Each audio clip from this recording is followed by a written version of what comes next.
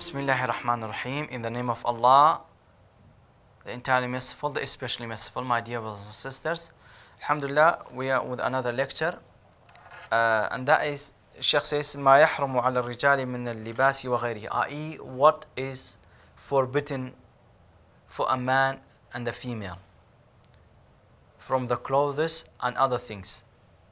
فصل ويحرم على الرجال لبس الحرير وذهب ويحل للنساء. The Sheikh says it is forbidden and it's not allowed, it is haram for a man to wear a gold, but it is allowed to wear and also it's not allowed to wear a clothes that is made from silk, i.e. the clothes that is made is not from the normal clothes that we wear. It is from the type of thing that some type of animal they throw out that thing and they collect it and they make clothes with it. That is the harir, as we know, silk. The harir is not allowed for a man, but it is allowed for a woman. The gold and the silk are allowed for the woman. The gold and the harir are allowed for a woman, but is not allowed for a man. It is allowed for a man in occasion that if he is ill, that he has allergies with other type of clothes, then he wears it.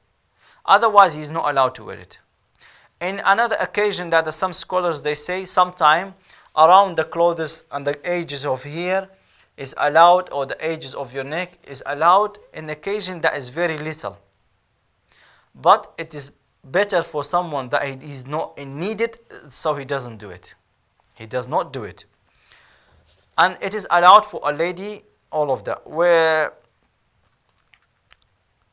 ويسير الذهب وكثيره سواء, i.e.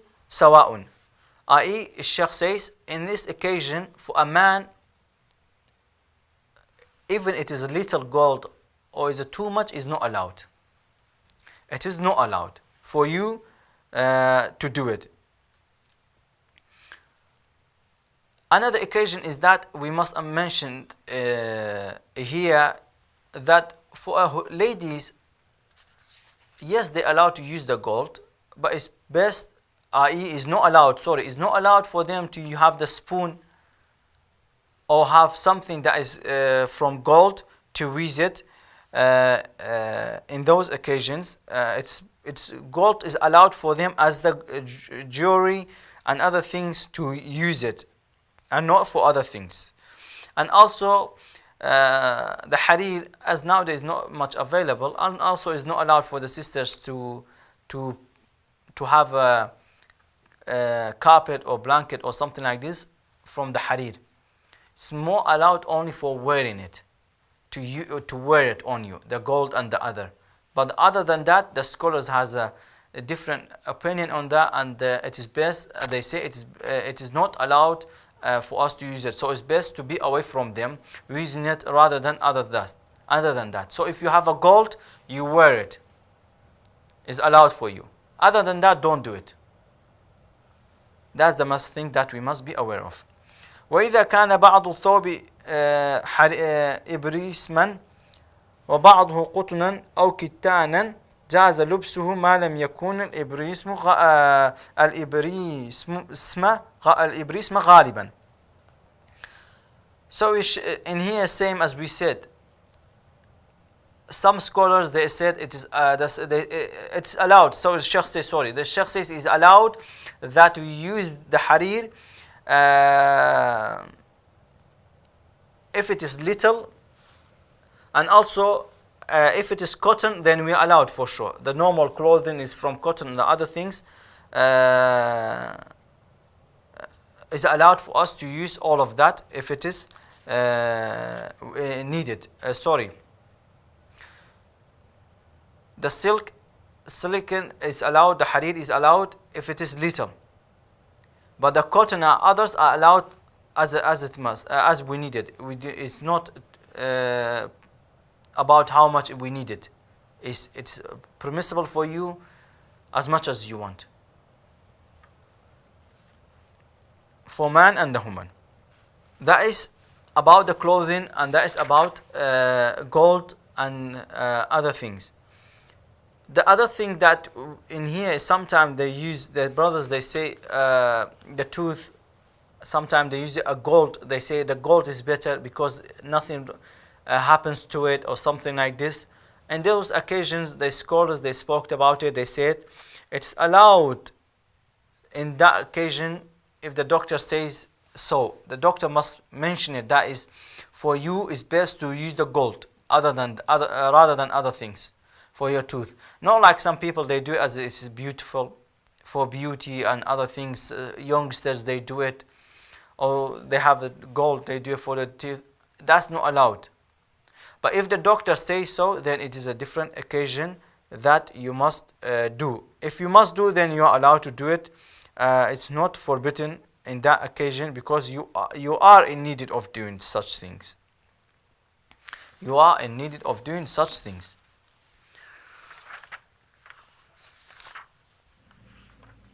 And then now Sheikh moves to another important topic, that it is needed for everyone, and this is something that everyone is going to need it in one day in their life, whether it is for related family or it's for someone else. And that is a janais, Kitab al-Janais. Sheikh in here talks about the rules and the regulation that when someone dies, what we do and how we do it. What's duty on us to do it for him, for the dead person. فصل ويلزم في الميت أربعة الأشياء. i.e. it's a duty that we must do when someone dies. There are 4 things that we must do, and it's a duty for us when someone dies. غسله, i.e. doing washing him. We will come on how we do it, but we must know first thing is washing. وتكفينه والصلاة عليه ودفنه. تكفينه is shroud. Shroud is like when you put around him the white clothes, the white cotton around him. That's the takfeen. And how it is, we come to it later on. وَالصَّلَاةُ عَلَيْهِمْ, and pray on him.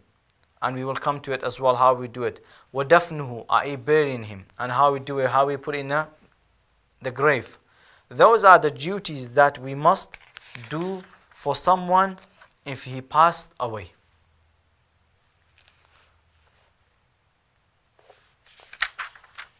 And then Sheikh says, وَالْإِثْنَانُ لَا يُغْسَلَانِ وَلَا يُصَلَّى عَلَيْهِمَا.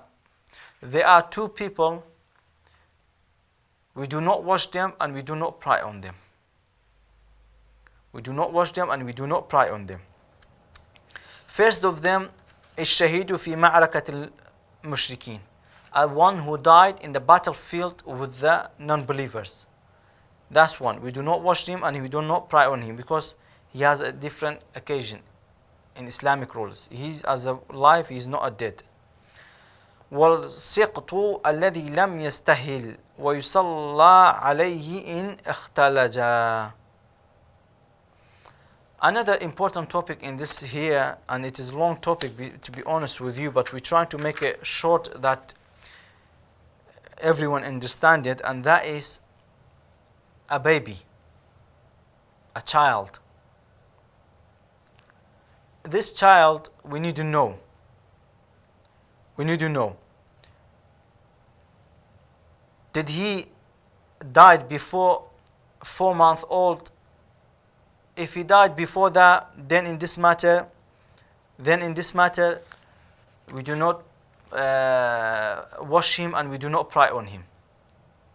If he dies afterward, we need to know. If he was alive after 4 months, then we wash him and then we pray on him.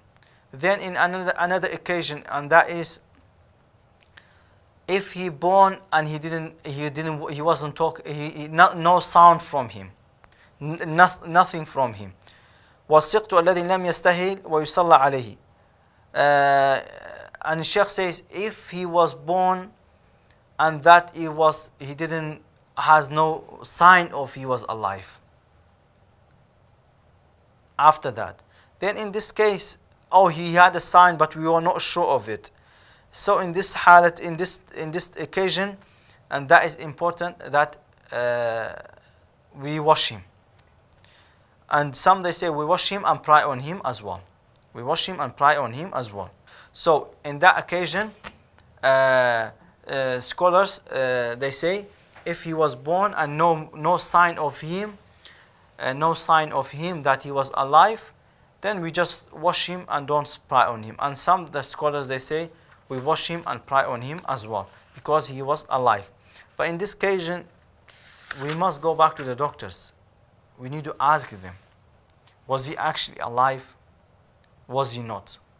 Did he born while did he die after he was born, or he died while he was born, or before that? And all of that occasions that shows us the main Islamic rule on this occasion. But majority of the time, if it is after 4 months old, it means he was born and then he died, or he born and he died. In this occasion, we just wash him and don't pray on him if he died before he was born. Before he was born, he's going to be washed only. This is the end of today's lecture, inshallah ta'ala. We will come back with another lecture. هذا والله أعلم وصلى الله على سيدنا محمد. السلام عليكم ورحمة الله وبركاته.